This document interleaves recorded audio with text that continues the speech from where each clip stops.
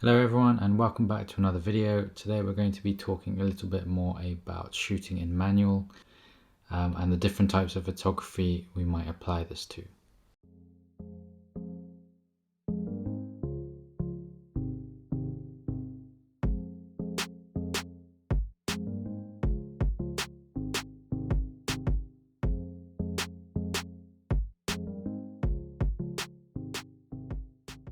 If you haven't already seen my video on exposure, looking at aperture, shutter speed and ISO, I'll link the video up here somewhere and take a look at that before you carry on with this one. So now we know the theory behind shutter speed, aperture and ISO, we can take this into our manual modes on our DSLRs and see how these individual factors control our image. I just want to start by saying I don't think there's anything wrong with using automatic modes or maybe an element of exposure control. I feel like if I'm walking around taking photos, I'm more than likely to be using an automatic mode, but it is vital to understand how manual modes work. On a DSLR camera, there is a light meter within the viewfinder that allows you to see whether or not your image is under or overexposed. If you're just starting out with your DSLR camera, before you take the photo, one of the most important things you want to check is the light meter.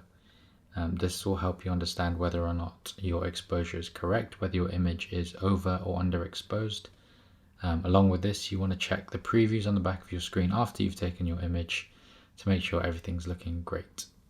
The first thing you want to do when you've received or bought your new DSLR camera is to find out where the ISO, aperture and shutter speed controls are. Every camera differs in settings, so I'm not going to go through my one specifically. But take a look through the manual, it would make things a lot easier to find out where these buttons and controls are. I mean, the ISO is usually a button that says ISO, and the aperture and shutter speed are usually controlled by dials somewhere on the back or the side of the camera. So once we've figured out where the exposure controls are for the ISO, aperture and shutter speed, we're going to be putting our cameras into manual. And we're going to be looking at how each individual factor affects our photo. We're going to start with the ISO because that's usually the easiest thing to set.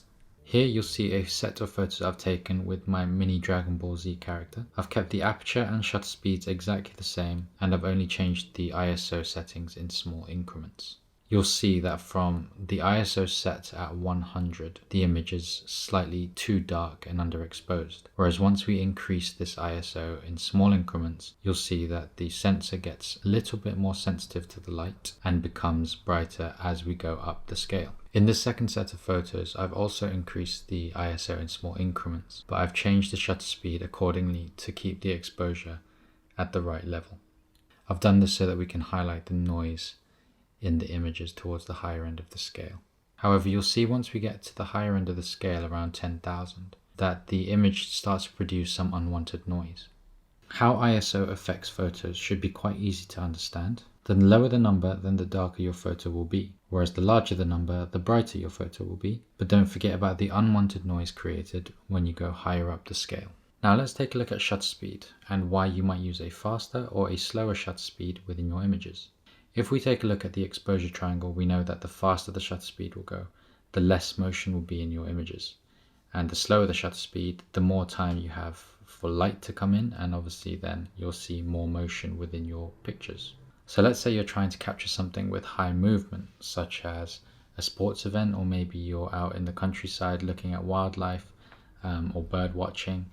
You're going to want to prioritize a higher shutter speed so that we freeze this motion in time. On the other end of the scale, perhaps you're doing a bit of night photography. This is where you'll need far more light to come into your camera, and so you would be prioritizing a much slower shutter speed. The slower shutter speed will allow a lot more light to come in because your shutter is open for far longer. And this is where the motion will appear to become blurred, which can create some really cool effects with your photos. Here I've taken another set of photos, waving my hand in front of the camera. For exposure purposes, so that we can see the effect the shutter speed has on my hand in motion, I've also changed the ISO settings along with the shutter speed. Usually The faster the shutter speed, the darker the image will be because you've got less light coming in, whereas the longer you leave your shutter open, the brighter the image will be. In the first image, I've started the shutter speed at 1/60th of a second, and we can see quite a lot of motion blur with my hand. As we increase the shutter speed, we can see the effect this has on my hand. The faster the shutter speed goes, the more defined my hand becomes. An important factor to note while shooting at slower shutter speeds is you might need a tripod to steady the shot.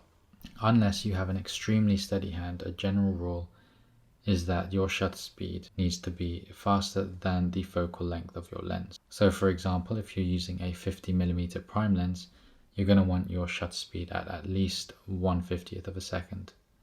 Though if you're using shutter speeds at this speed anyway, I definitely recommend a tripod. And finally, let's take a look at aperture, or more specifically, a wider aperture versus a narrower aperture.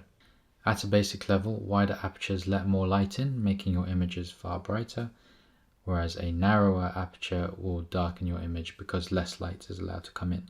Aside from this, aperture also controls your depth of field. The depth of field refers to the area in your photo which is in focus. A wider aperture creates blurrier backgrounds, whereas a narrow aperture brings more of the photo into focus, leaving the background more defined. A shallower depth of field creates more aesthetically pleasing, blurry backgrounds. However, I wouldn't say that's any less or more creative than an image with a more defined background.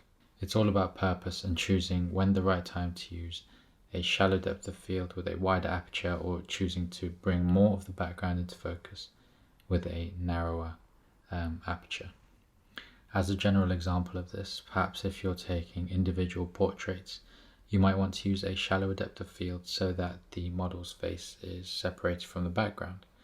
On the other hand, if you're taking perhaps a group image or some architecture photography or landscapes, you might want to use a narrower depth of field so a lot more of your photo is in focus.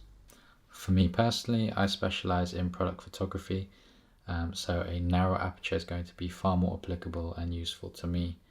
When I'm taking photos of the products, it probably doesn't help if any of the product is left out and blurry. So in this final set of example images with Pikachu and my mini Dragon Ball Z character, we can see the aperture increased in smaller increments. For this example, I've used a lens with a maximum aperture of 2.8, which is what I've started on. Some of the prime lenses will start on numbers smaller than this, which means the aperture is a lot larger. My focus is on our mini Pikachu here. We can see with an aperture of 2.8, our backgrounds and foregrounds are quite blurry. However, we can see as I increase the aperture up to f8 and f11, all the way up to f22, we can see that the foregrounds and backgrounds become far more detailed and in focus. This is because the area of focus is increasing as I reduce the size of the aperture. For exposure purposes as well, I slowed down the shutter speed to allow more light in. If the shutter speed and ISO settings stay exactly the same and we change the aperture settings, the image will get darker as the aperture reduces. Well, that's it for this video. I hope I've been able to explain a little bit more in depth about exposure and why you might use manual modes over any automatic modes. But again, if you want to use automatic mode, that's perfectly fine. If you like this video, then please leave me a thumbs up and subscribe for future photography videos. Otherwise, I will see you in the next video.